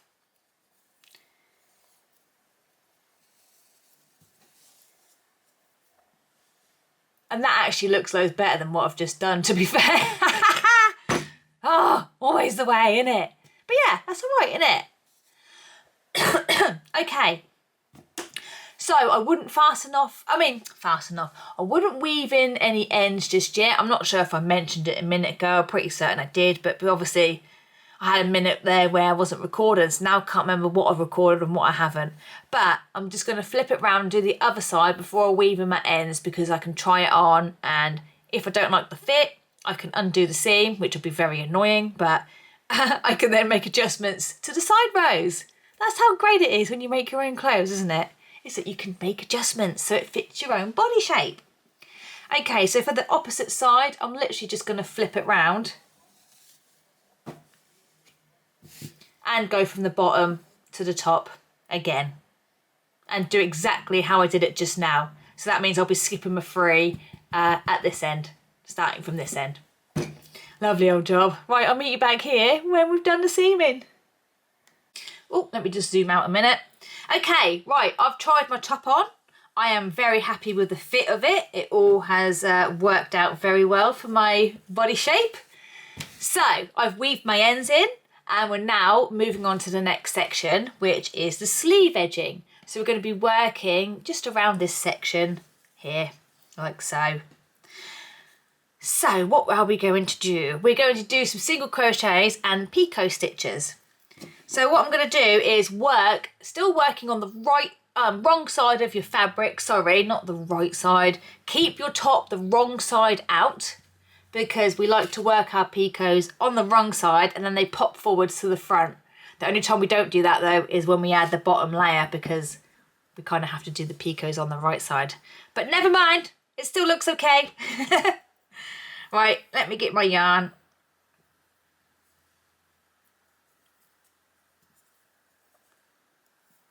Get my yarn ready on my hook. So we're going to be going around the seam bar from the underarm section. We're going to be going around that one. And we're also going to be going around the double crochet bars, or a DC bar. I might call it one or the other, but it's basically a double crochet that's now on its side. So we're going to be working around those as well. Now I don't have a lot of double crochet bars to work around on my underarm section, so you might have more. I've only got 2. But basically what we're going to be doing is we're going to be alternating between, we're going to put 1 single crochet around here, and then 2 single crochets around here, and then a picot. Then it'll be 1 single crochet, and then on the next one it'd be 2 single crochets and a picot. And you're just going to keep alternating. 1 single crochet, 2 single crochets and a picot. 1 single crochet, 2 single crochets and a picot. And you're going to keep doing that until you reach your stitches, which you'll be coming up the arm section. And then we're going to head back over here. When we get to the top of the neckline shaping, we're going to be working around the DC bars again. It's all so confusing, isn't it? I know. But hopefully we can do it. It's only because I've only got 2 rows here. So if you've got 4 rows, you're going to have to do it again. But I can't really show you because I've only got 2 rows. But I don't want to add more rows on because then my top won't fit. So you're probably like, what's she talking about? Let's just get on with it and do it, shall we? Right, I'm going to go around the centre seam on the underarm with a slip stitch. We're going to chain 1. Or do I need to zoom in a little bit. Hang on, let's just get a bit closer. Right, so we've chained 1. We're now going to put 1 single crochet around this centre seam bar. And now it brings us to the double crochet bars. So we're going to put 2 double crochets around this next double crochet bar. And now we're going to do the picot stitch. So we're going to chain 4. 1, 2, 3, 4. And you kind of come back to your very first chain and put a slip stitch in it. And that's a picot.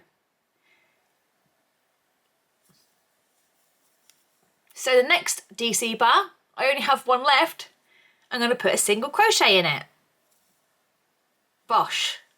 Like so. So like I'm saying, if you've got more DC bars to work around, you're going to put 2 double crochets, not double crochets, you're going to put 2 single crochets around the next DC bar and then another picot. But obviously I can't show you that repeat because I've only got 2 blooming rows to go on. Okay, we're now coming up to the stitches. So for the stitches, we're just going to keep that nice and simple. I'm going to go 1 single crochet in the next stitch, another single crochet in the next stitch, another single crochet, so basically 1 single crochet in the next 3 stitches, and then we're going to do a picot. So let's chain 4, 1, 2, 3, 4, and then come back to our first chain and put a slip stitch in there, like so. So put 1 single crochet in the next 3 stitches, 1, 2, 3, and then we're going to do the picot. So we're going to chain 4, 1, 2, 3, 4, come back to your first chain and put a slip stitch, and then just keep repeating that. So we're going to go again, 1 single crochet in the next 3 stitches.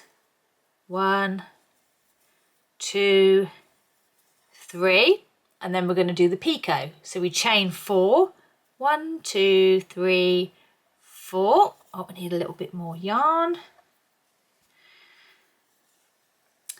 And then we're going to come back to that first chain and put a slip stitch in there. And then we're going to keep repeating that until we reach the DC bars. So I've got 3 more repeats. 1 single crochet in the next 3 stitches, picot. 1 single crochet in the next 3 stitches, picot. I'm going to quickly do mine and I'll meet you here when we get back to the upper neckline section. Okay, I'm about to head around the DC bars or double crochet bars. I've just put a single crochet in the last 3 stitches and I've just got to do my picot. So I'm doing my picot stitch. And now I am back to the DC bars. I think I might call them because double crochet bars, I then start getting confused with what stitches I'm saying out loud. Rather than saying single crochet, I start saying double crochet. Right, well now I can show you what I meant down here. Because obviously I only had 2 double crochet bars, I've just said double crochet bars, whatever, DC bars to go around. I've got more here, so I can show you what I meant back down there. Okay, so coming back to the DC bars. The first one, I'm just going to like wiggle my fingers through it like that. I'm going to put 1 single crochet around that DC bar. I'm going to come to my next one and I'm going to put 2 single crochets around that one. And then the picot.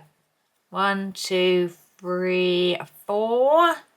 Slip stitch to the first chain. Right, so I've got another DC bar. So I'm going to put 1 single crochet around that one. I'm going to come to my next DC bar and I'm going to put 2 single crochets around that one, followed by the picot. 1, 2, 3, 4, and then the picot. I'm just going to keep repeating this all the way around until I reach the other stitches on the opposite side. So that's just 1 single crochet around the first DC bar, 2 single crochets around the next one, and then the picot.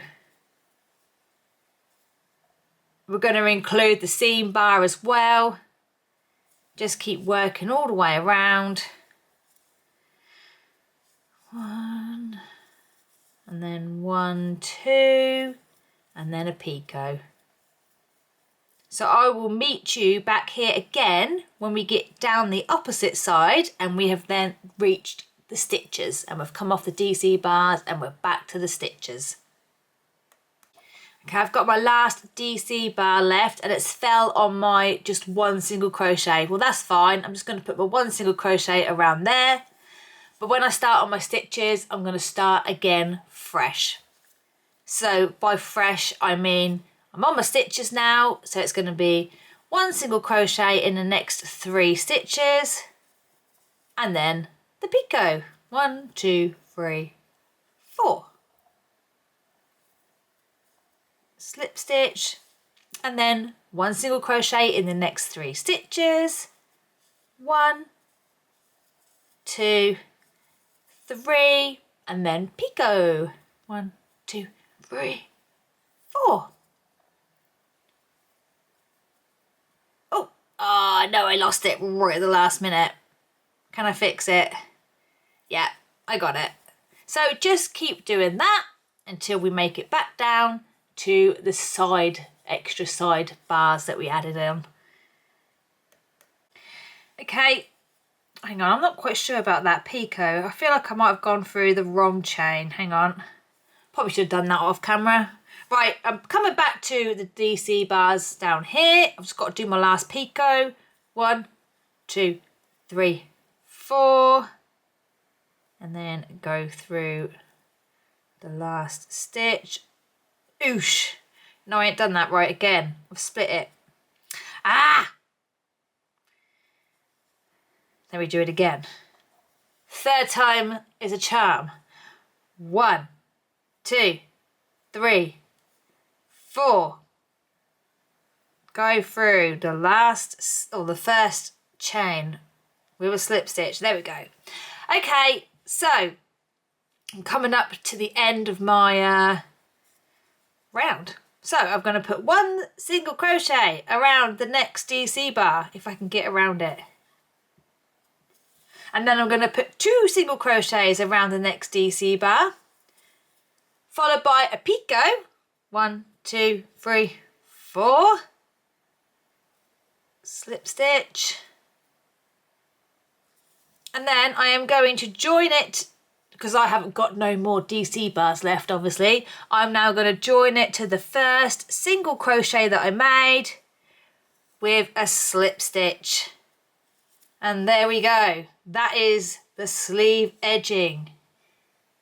Now, as you can see, it's got all these little pretty picots going on. When you have it right side facing, those picots are really popping up like little buds. So pretty.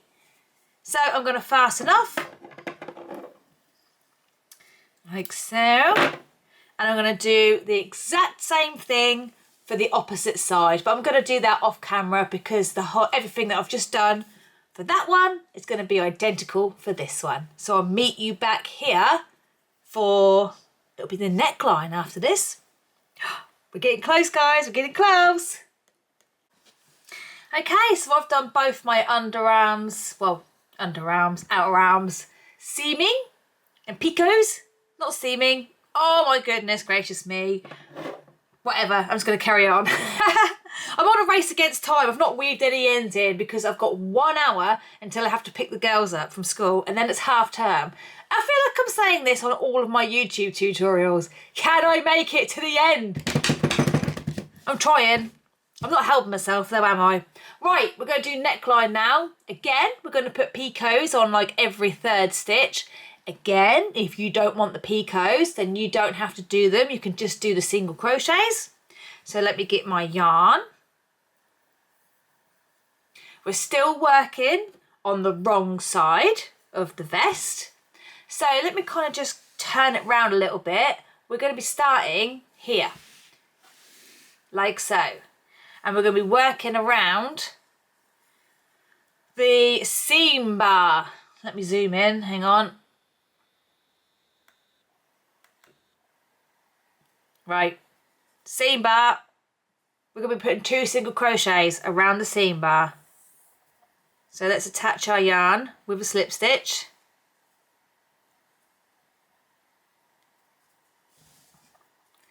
Chain 1.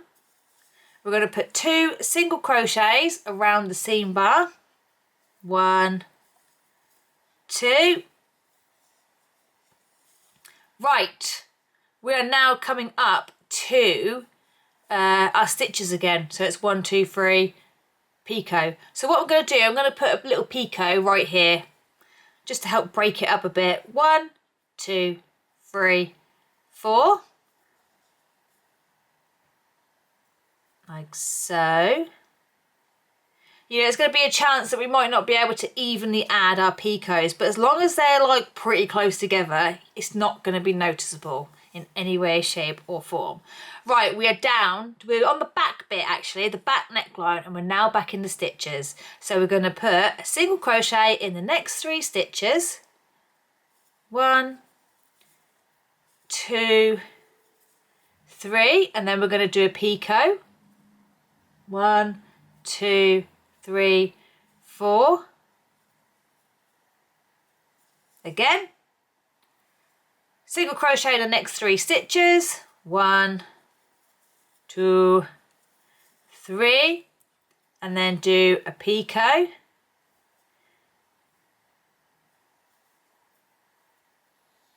Oh, I've not done that right. I'm not concentrating.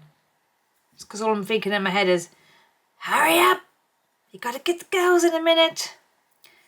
So keep putting 1 single crochet in the next 3 stitches, picot. 1 single crochet in the next 3 stitches, picot.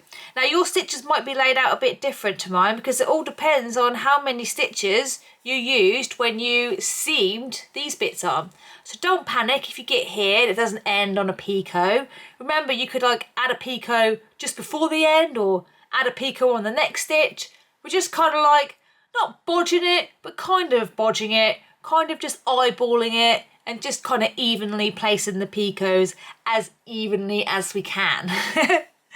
So yes, I will meet you here when we get to the DC bars. So keep working along this back edge, 3 stitches, picot, 3 stitches, picot, 3 stitches, picot. Oh, let me just zoom in. Okay, so I've just gone along the back neckline. I've done a picot at the end because that's just kind of how mine fell. If yours didn't, don't worry, you can just kind of manipulate it when you get down here. So we are going to put 2 single crochets around every DC bar or seam bar. Okay, so I'm on the seam bar now, so I'm going to do 2 single crochets around there. I'm going to do 2 single crochets around the next DC bar, but I'm going to keep placing a picot on every 3rd single crochet. So I'm going to do a single crochet, and then I'm going to do a picot, and then I'm going to put 1 more single crochet back around this DC bar because that's just how it fell.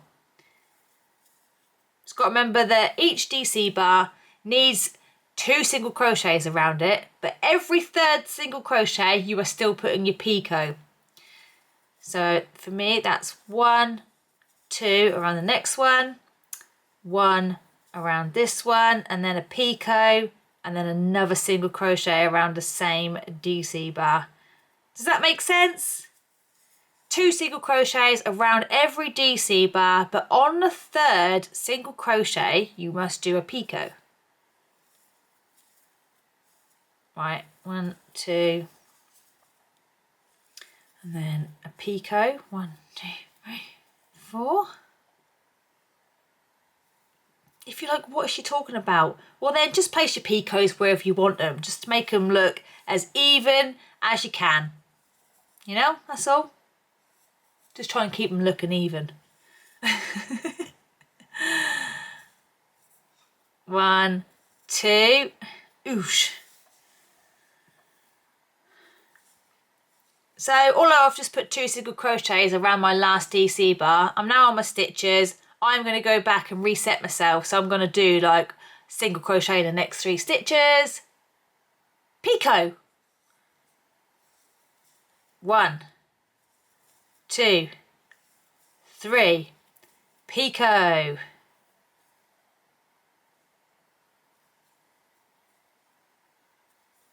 And then 1, 2, 3, picot.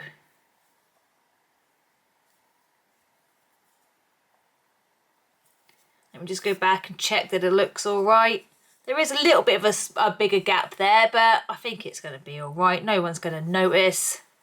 So yeah, keep adding single crochets, 3 single crochets and then a picot across the front neckline, and I'll meet you back here when we get to the DC bars on the opposite side. Okay, so I'm now up to my DC bars on the opposite side. Nearly done my neckline. So, where are we? Right, I'm going to do 1. Is that 1 or is that 2? Yeah, let's wiggle that open. 2. It's 2 single crochets, isn't it? What am I talking about? 2 single crochets around every DC bar, but on the 3rd single crochet, do a picot. So we're just repeating what we did on the opposite side. 2 single crochets around every DC bar, but on the 3rd single crochet, add your picot stitch. Oh, nearly there, nearly there.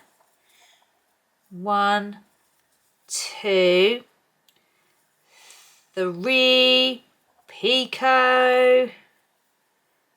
And I've got 1 more single crochet to do. Oosh, oosh, and then I'm going to slip stitch it to the 1st single crochet to close the round, and that is done. Fast enough. That is done. Yes. So now I suggest you weave in your ends and then turn your vest the right way out. For the last section, oh my goodness, Okay, so you can now turn your vest so it's right side facing up. I haven't weaved in my edges, edges. I haven't weaved in my ends yet because I haven't got time, basically. I'm on a mission to try and get this done. And then later I'll do it and be like, oh, why didn't I weave my ends in? Anyway, recording right now for me is far more important than weaving in the ends. So look at that. So pretty. Right, the bottom bit now, where we get all fancy. So I'm going to twizzle it round like so. And we're now working from the bottom. So let me get my yarn ready. The bottom consists of 3 rounds, okay? So if you like changing colour and stuff, think about what you would like in there. I think it's round 2, is it 3 rounds? Oh no, hang on, no it's not. No it's not, I'm getting ahead of myself. We're currently adding length to the bottom. Ah yes, we're adding length to the bottom first. I'm getting way ahead of myself. Okay, so I need to speed it up even more. It's fine, everything's fine. Let me zoom in. This is going to be nice and easy. We're going to go back to our granny stitch now. So what we're going to do is we're going to add some length to the bottom. Right, where are we? Now we're going to find our side seam, which is there, and we're going to go in the double crochet bar, DC bar, whatever you want to call it, just before that side seam. So let me just turn my work a bit more. Right, we're going to put a slip stitch around the DC bar before the side seam. We're going to chain 3, which is going to class as your first double, and you're going to put 2 double crochets around that DC bar. We're now going to skip over the side seam and come to the next DC bar and put 3 double crochets around that DC bar. This is the reason why we needed to all add an even number of rows to the side seams so that we're all following the same set of instructions on this part. It just made it easier. Right, now you're going to skip over your next DC bar and you'll find yourself in the corner of your original granny square. So you're going to put 3 double crochets in there, and now we're going to go back to our normal skip 3 doubles in the next gap. Keep doing that all the way across, putting 3 double crochets in all the gaps until you reach the opposite side and the DC bars. So I'll meet you back here in a minute. Okay, so we are now up to the corner. So we're going to put 3 doubles in there.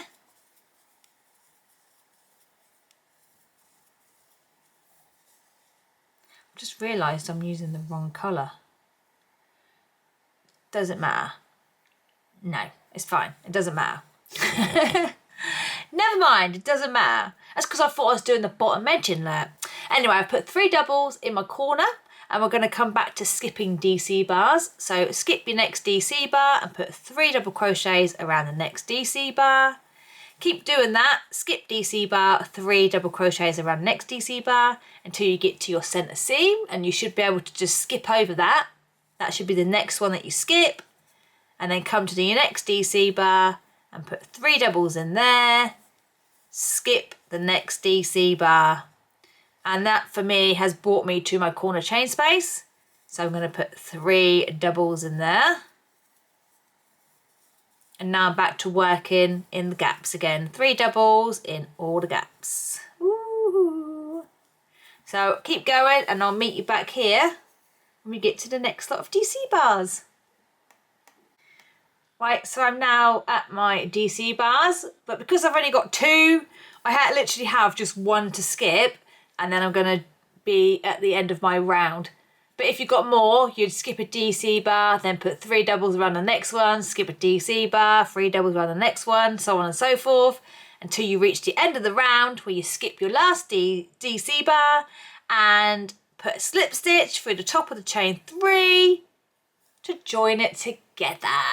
Now, if you are happy with the length of this, you tried it on and you think, yeah, I'm quite happy with the length of this, you can now skip ahead to the bottom edging, I think it's going to be called, which is the last bit, which is also optional. You don't have to add that if you don't want to, but it's pretty. If you decide you want to add extra length then that's absolutely fine. You can do that too. I'm going to stick, but I will just quickly show you what to do if you want to add extra length. All you need to do is turn your work, slip stitch back into this gap here, and then you're good to go. So all you're going to do is chain 3, 1, 2, 3, put 3 doubles back in that same gap, and then you're just going to go around skipping 3 doubles and putting 3 doubles in every gap, and just keep repeating that round until you are happy with the length. Bearing in mind though that you are going to be, well, it's optional, but bearing in mind there is another bit to go on the bottom, a fancy bit. So I'm going to undo mine and head straight to the fancy bottom edging. Oosh. Oh, do I need to undo that bit? Yeah, there we go. Right, next section, bottom edging. Okay, bottom edging, we are going to be working on the right side all the way throughout. We will not be turning our work. Now I want to quickly change colour to my fancy variegated yarn. So I'm just going to do that by attaching it with a slip stitch. Nothing fancy here. Let me just fasten off and attach my new yarn so we are ready to go. We've got 3 rounds that we are doing for the bottom edging, okay? Let me just get my new colour.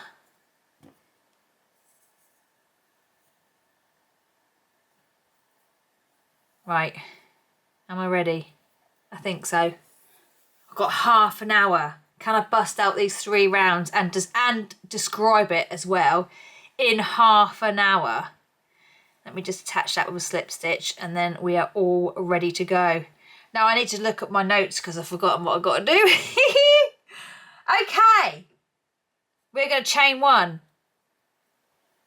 We're going to put 1 single crochet in the first stitch, in the same stitch as your chain 1, and then you are going to skip 2 stitches. 1, 2. Be wary though, because we're working on the right side. You might miss this first stitch because it kind of looks like the one that we're in, but it's not. There is a cheeky little stitch right there. Okay, we're going to be working into our 3 stitches that we've been doing. So if you find yourself over here, or you're skipping a stitch here and then working into the second stitch of the next one, it's not right. You need to go back and find this cheeky little hidden stitch that's right here. Look, there it is. 2. Skip those 2 stitches, okay? Then we're going to come to the next stitch, which is this one right here, and we're going to put 7 double crochets in that stitch. That's right, 7 double crochets. Let's go. 1, 2, all in the same stitch. 3, oh, I popped out. 4, 5, 6, 7. 7 double crochets all in 1 stitch. Next, you are going to skip 2 stitches, and then in the next stitch, you're going to put 1 single crochet. Bosh. Right, we're going to skip 2 stitches. 1, 2. Then we're going to put 7 double crochets in the next stitch. 1, 2, 3. I'm probably not helping because I'm counting out loud. 4, but I can't help it. 5, 6, 7. You're going to skip 2 stitches again. 1, 2. Come to the next stitch and put a single crochet. Again, skip 2 stitches and put 7 double crochet in the next stitch. I just need to pull a bit more yarn off. I'm at an awkward stage with my yarn. It's all like little and stuff. Right, 7 double crochets in that stitch.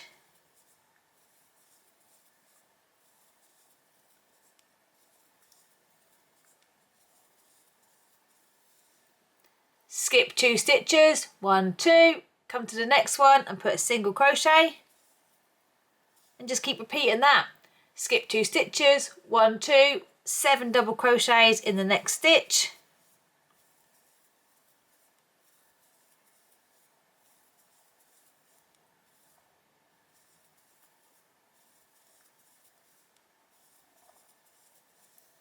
Skip 2 stitches, 1 single crochet in the next stitch. So you're creating this pretty shell pattern, okay? So keep repeating that all the way around. That's 7 double crochets, skip 2 stitches, 1 single crochet, skip 2 stitches. Keep repeating it all the way around and I'll meet you back here at the end of this round. Okay, so I'm right at the end of my round. I've just done 7 double crochets and then it brings me back to the first single crochet at the beginning of the round, which I'm now going to do a slip stitch to. And that is round 1. Now, am I changing colour? How much have I got? I haven't got a lot on here. I think I better change colour. So I'm just going to quickly fasten off and change my colour. Remember, we're staying on the right side. So this is now round 2. Get a bit of beige in there, I think. And I'm going to end it with my lovely pinky lilac colour that I've got going on. Right, let me just reattach my yarn so we are ready to go. Bish bash bosh. Right, round 2. Let me just checking it again. Right, chain 1. Put a single crochet in the same stitch. Then you're going to put a single crochet in the next 3 stitches, okay? So that's 1, 2, 3. Then you're going to put 3 double crochets in the next stitch. So all in one stitch, you're going to put 3 double crochets. 1, 2, 3. You are now going to put 1 single crochet in the next 7 stitches. Okay, so that's 1, 2, 3, 4, 5, 6, 7. You're now going to put 3 double crochets in the same stitch. That's right, 3 doubles in the same stitch. 1, 2, 3. Now it's 1 single crochet in the next 7 stitches. 1, 2, 3, 4, 5, 6, 7. And then 3 double crochets in the next stitch. Can you see the pattern forming? 3 doubles in 1 stitch, 1 single in 7 stitches. So that's 1, 2, 3, 4, 5, 6, 7, and then 3 double crochets in the next stitch, and we're just going to keep repeating that all the way around. As you can see, it's making it a bit more pointy. Oh, it's so pretty! So 3 double crochets in 1 stitch, 7 single crochets in the next, no, hang on a minute, let me reword that. 3 double crochets in 1 stitch, 1 single crochet in the next 7, 3 doubles in 1 stitch, 1 single crochet in the next 7. Keep repeating that all the way around and I'll meet you near the end of the row. Okay, I'm right near the end. We've got 3 stitches left. I've just done my 3 doubles in 1 stitch and there are 3 stitches left. So put 1 single crochet in the last 3 stitches. And then we'll slip stitch to the first single crochet to join. That's round 2. We've got 1 round left. I have literally got 10 minutes until I have to go pick up the girls. Oh my goodness gracious me. Am I going to do it? I really don't know. I really don't know. I'm just fasting off because I'm changing colour. Sorry, I forgot to mention that.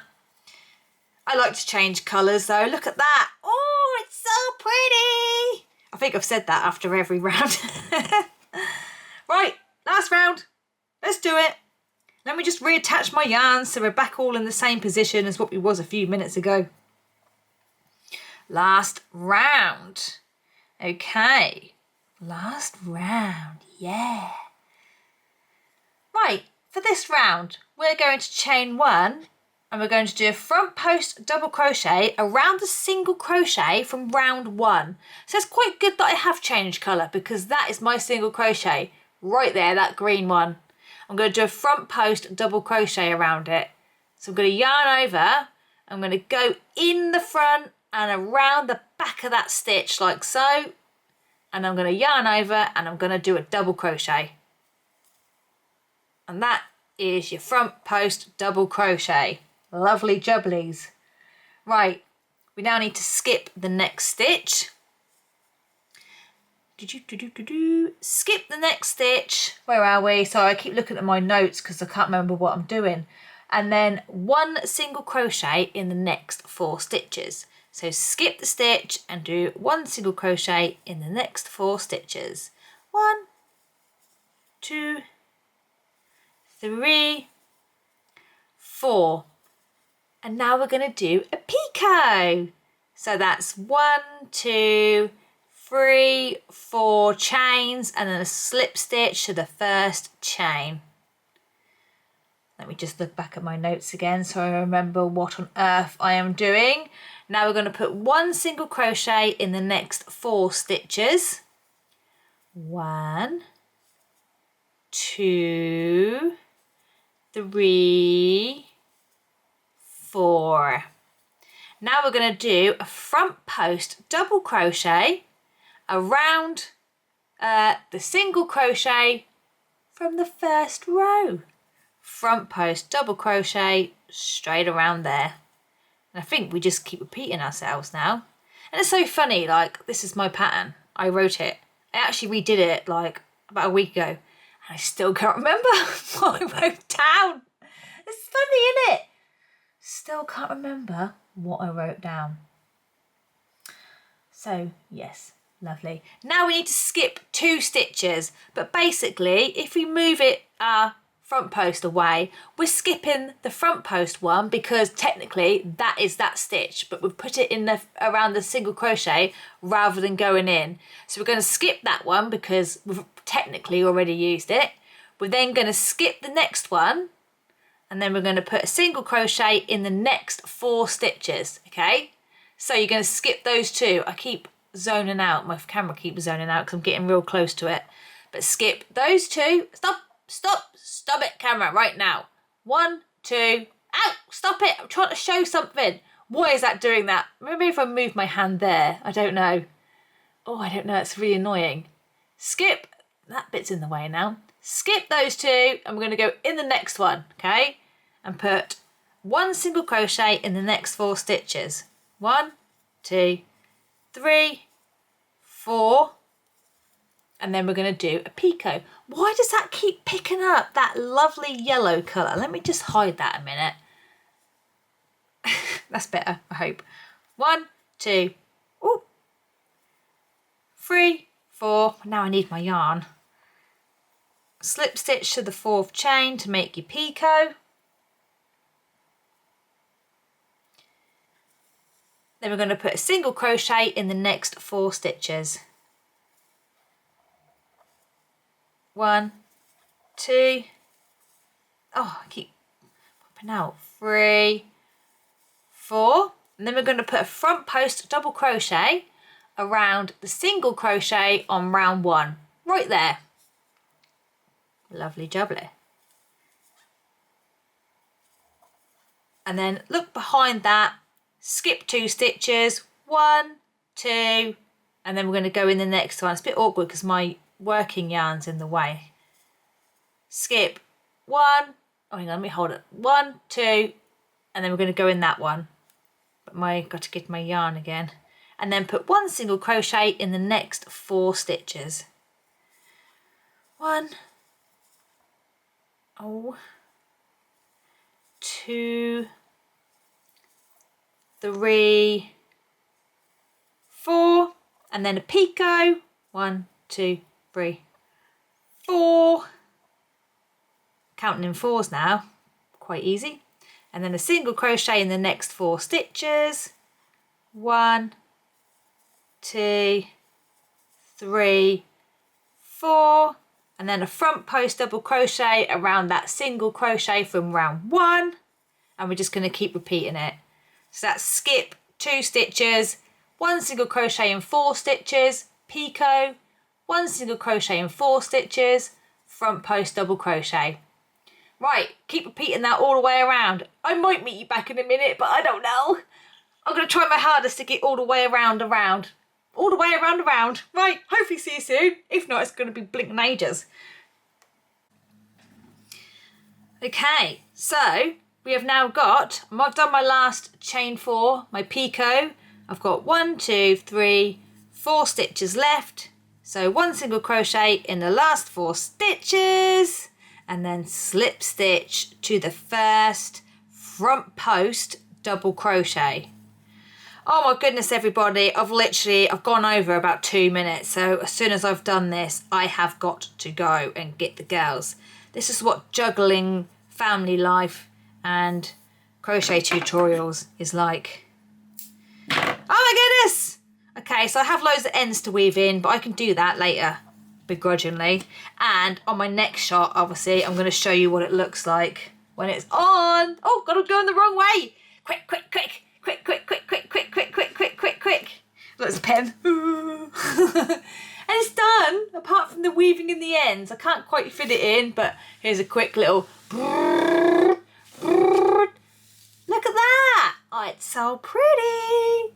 So I just want to say a huge thank you for joining me on another tutorial. There are plenty more to come and record. I always have a massive backlog of recording, so there's going to be much more heading this way in the world of crochet tutorials. So thank you for watching once again, and I'll see you very soon. Bye!